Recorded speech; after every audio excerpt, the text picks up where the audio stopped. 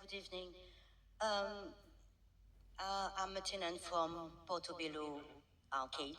Receive a bill, a service charge bill, a late service charge bill of 1 year.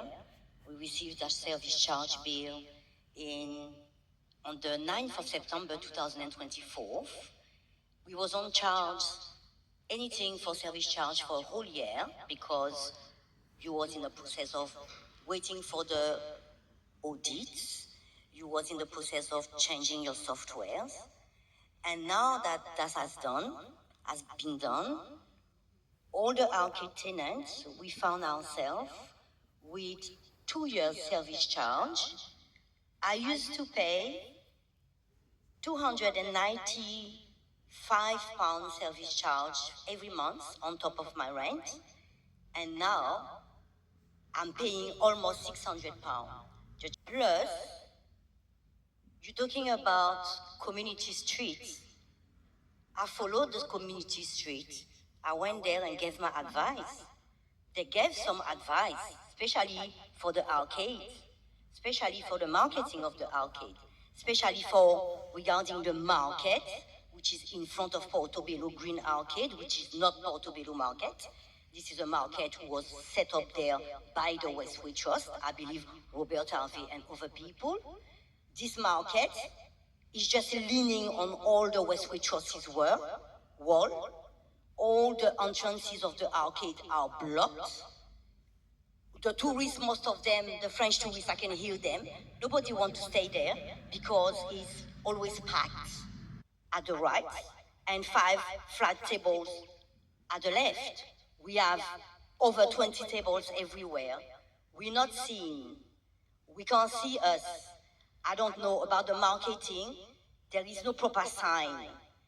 And it's just like you're putting Portobello Green. When you're talking about Portobello Green, it's like you're talking about the park. It was open for the artisans and the designers of Labo Grove who cannot actually afford to be on the high street. But it seems like we've been pushed out.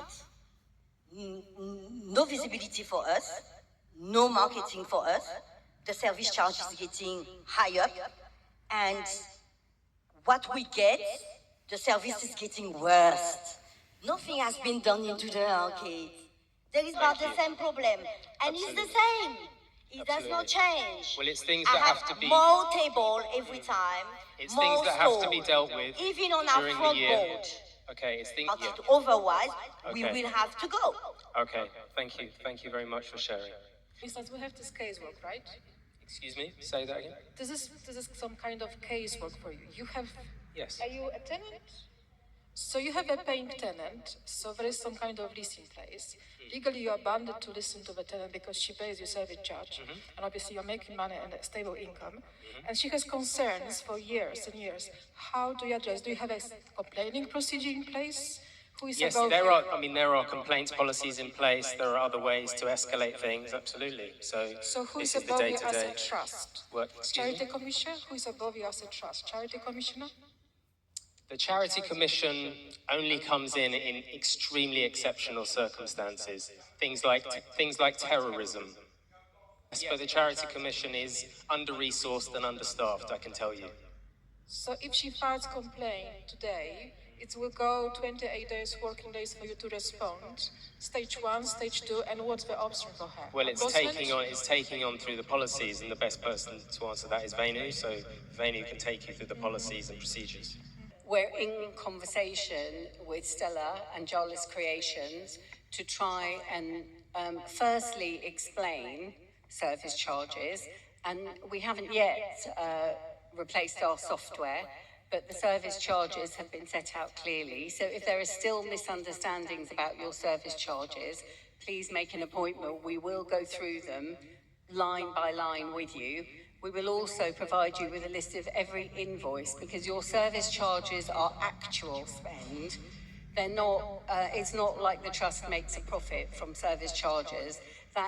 Those are actual utilities used by tenants, and they're divided by square footage in the arcade. So they're not, the trust doesn't add anything to them. Professor Gus John was commissioned by the Westway Trust in 2023 to carry out the review of the review. He carried out extensive field research, including a series of interviews with the Community Advisory Group, Westway staff, former trustees, and many individuals who submitted testimony to the 2-2 review. Sadly, shortly after completing the fieldwork, coming on for 2 years ago now, Professor Gus John suffered very serious ill health. I need to ask you a question. According to Charity Commissioner website, you have employers of total benefits over £60,000. Would it be possible for you to tell what is the job description of one person getting over £100,000 a year, 2 people get up to £80,000 a year, and 3 people get over £70,000 a year?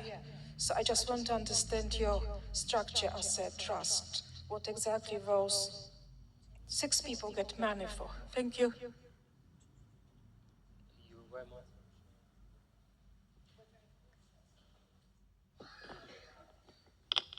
Yes, the figures that are in the annual report and are on the Charity Commission website, those are not just the actual salary that's paid to the individual, but they are the costs that go with that, so contributions to pension schemes and other matters.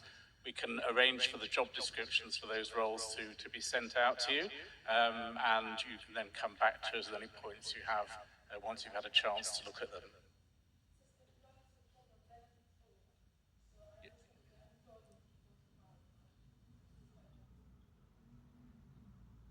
With what? Sorry, I missed that.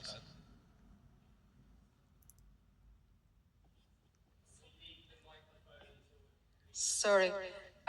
Charity Commission says here, employers with total benefits over £60,000. We have 3 people who get between 60 and 70, 2 people between 70 and 80, and 1 person who gets between £100,000 to £110,000. And my question is, job description for those individuals, if it's possible. Yes, so how do you advertise? If I want to apply for £100,000, I really would like to do it, but what is the job description to do it? Yes, well, I will send the job descriptions to you.